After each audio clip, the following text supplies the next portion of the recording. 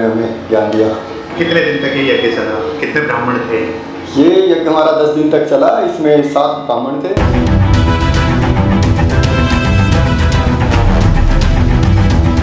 हमें एक आचार्य जी थे। इसमें शतचंडी मतलब 100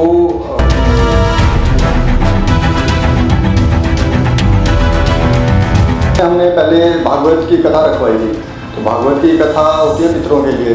तो जैसा कि आप सभी जानते हैं, दशहरा हिंदुओं का एक प्रमुख त्योहार है। इसे विजयदशमी के नाम से भी जाना जाता है और आप लोगों को बताना चाहूंगा कि भगवान श्री राम ने इसी दिन रावण का वध किया था तथा देवी दुर्गा ने नवरात्रि एवं 10 दिन के युद्ध के उपरांत महिषासुर पर विजय प्राप्त की। इसे असत्य पर सत्य की विजय के रूप में मनाया जाता है और नवरात्रि में ही खोखर मंदिर वजीराबाद में ही सनातन धर्म के एक योद्धा मयंक जी ने कनागत में श्रीमद् भागवत कथा का आयोजन किया था और उनका मानना है कि नवरात्रि में मातृ शक्ति को प्रसन्न करने के लिए हमें कुछ ना कुछ करना चाहिए। ऐसे में उनके मन में विचार आया और सब चंडी यज्ञ का अनुष्ठान करवा के और आज के दिन पूर्ण आहुति बड़े ही अच्छे तरीके से करवाई। बड़े ही भव्य तरीके से पूर्ण आहुति में हजारों की संख्या में लोग उपस्थित रहे। सबने प्रसाद ग्रहण किया और मातृ शक्ति का दर्शन किया एवं आशीर्वाद लिया। एक तरफ जहां युवा नशे की तरफ बढ़ता जा रहा है, वहीं दूसरी तरफ मयंक जी जैसे लोगों से प्रेरणा युवाओं को मिल रही है कि उन्हें भी सनातन धर्म के लिए, अपने धर्म की रक्षा के लिए कुछ न कुछ करना चाहिए, जिससे उनके माँ बाप और साथियों को गर्व हो। उन पर उनके साथ रहने वालों को आइए जानते हैं मयंक जी से ऐसा करने की प्रेरणा उनको कहाँ से मिली और किसके आशीर्वाद से इस तरह से वह सनातन धर्म के लिए कुछ ना कुछ करते रहते हैं। आइए सुनते हैं मयंक जी की भावनाओं एवं विचारधाराओं को। मयंक भाई, शतचंडी का आपने यज्ञ करवाया है, इसके बारे में कुछ बताइए, कैसे मन में आया है? इसका विचार हमारे को कनागत से शुरू हुआ था। जो श्राद्ध आते हैं ना पितरों के लिए, उसमें हमने पहले भागवत की कथा रखवाई थी। तो भागवत की कथा होती है पितरों के लिए, तो वही अगर आपने पितरों के लिए किया है तो कुछ मातृकाओं के लिए भी कुछ करें। तो उसके लिए हमने आचार्य जी से विचार किया, तो इन्होंने शतचंडी के बारे में हमें ज्ञान दिया। कितने दिन तक ये यज्ञ चला? कितने ब्राह्मण थे? ये यज्ञ हमारा 10 दिन तक चला। इसमें 7 ब्राह्मण थे, उनमें एक आचार्य जी थे। इसमें शतचंडी मतलब 100 सप्तशती दुर्गा का पाठ होता है 100 बार, और उसका दशांश होम होता है, उसका दशांश मार्जन और तर्पण होता है, और साथ में 25 दिन से लगातार यहाँ पर भंडारा भी चल रहा था।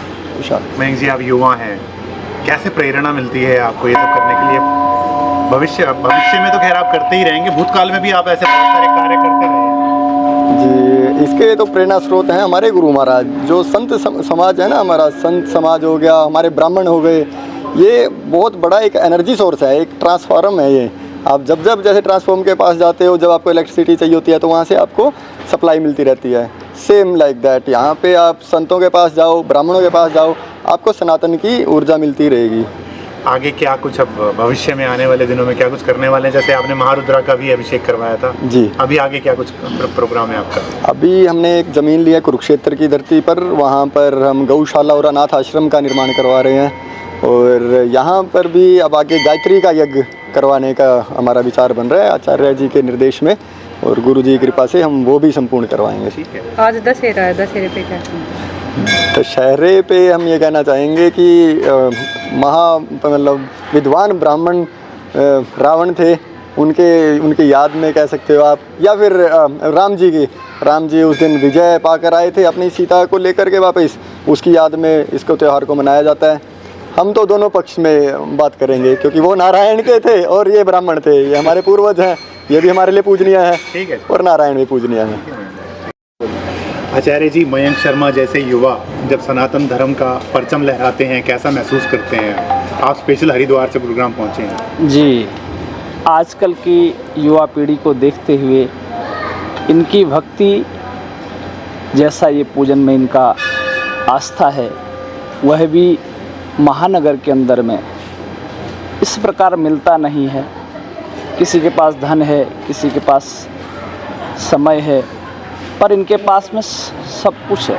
भक्ति कूट कूट भरी हुई। आजकल नवयुवक नशे की ओर जा रहा है, अपनी संस्कृति को छोड़ करके अन्य अन्य कार्यों में संलिप्त है। वैसे भी आज विजयादशमी बहुत बड़ा महापर्व है। बुरे विचारों को ख़त्म करना है। विजयादशमी का पर्व इसीलिए हम मनाते हैं कि हम अपने बुरे विचारों की आहुति दें। मर्यादा श्री रामचंद्र जैसा जीवन जिएं। रामचरित को सुन करके अभी शारदीय नवरात्र में इनके द्वारा सतचंडी यज्ञ का आयोजन हुआ। धन सबके पास है, पर धन का सदुपयोग हर किसी से नहीं होता है।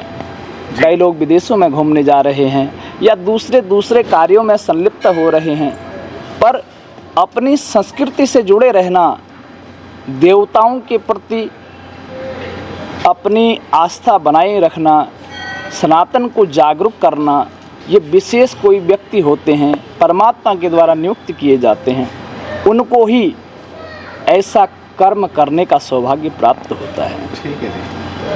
पिछले दिनों महारुद्र का आयोजन हुआ, शंकर जी की उपासना की, सभी ब्राह्मण प्रसन्न होकर के गए। इस बार सतचंडी आयोजन यज्ञ तो सभी लोग करवाते हैं, कहीं तन की कमी, कहीं मन की, कहीं धन की, कहीं श्रद्धा की, कहीं भक्ति की, पर ऐसा दिव्य आयोजन सबके बस की बात नहीं है।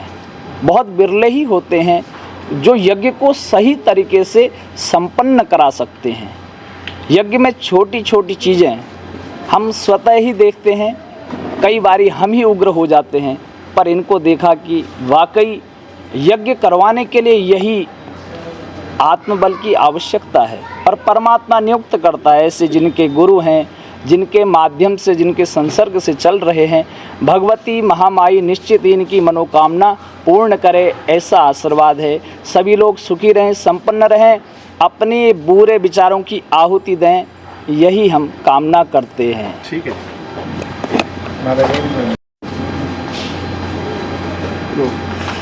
आज का युवा नशे की ओर अग्रसर है, मोबाइल का एडिक्शन है उसे। बिल्कुल। आपका जो पुत्र है वो सनातन धर्म की ओर आकर्षित है, कैसा महसूस करती हैं? मुझे अपने बेटे पर बहुत गर्व है। जो अभी भी ये नवरात्रे का महापर्व था, बेटे ने बहुत अच्छे तरह से इसको मैनेज किया और पूरी तरह से यानी कि निभाया भी। फर्स्ट नवरात्रे से लेके लास्ट तक आज पूर्णाहुति हुई, यज्ञ हुआ, हर तरह से हमसे पहले अग्रसर रहता था, हमें बल्कि बोलता था कि जल्दी चलिए ब्राह्मण इंतज़ार कर रहे होंगे। तो मुझे फ़ख्र है और मैं सभी युवाओं से भी ये यानी कि निवेदन करूंगी कि इसके पद चिन्हों पे चल के सभी लोग सनातन धर्म को आगे बढ़ाएं और ये यज्ञ में भाग लें और बढ़ चढ़ कर अपने सनातन धर्म को आगे बढ़ाएं। ठीक है जी।